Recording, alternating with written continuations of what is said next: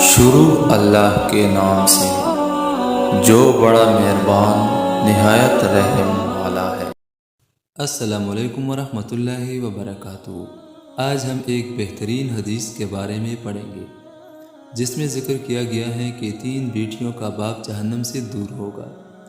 حضرت عقبہ بن عامر رضی اللہ تعالیٰ عنہ کہتے ہیں کہ میں نے رسول اللہ صلی اللہ علیہ وآلہ وسلم کو فرماتے ہوئے سنا، جس کے پاس 3 لڑکیاں ہوں یعنی کہ 3 بیٹیاں، اور وہ ان کے ہونے پر صبر کرے، ان کو اپنی کمائی سے کھلائے پلائے اور پہنائے، تو وہ اس شخص کے لیے قیامت کے دن جہنم سے آڑ ہوں گی۔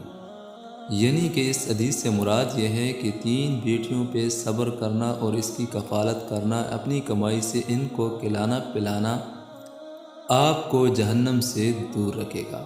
اللہ تعالیٰ اس پہ عمل کرنے کی توفیق نصیب عطا فرمائے، آمین ثم آمین۔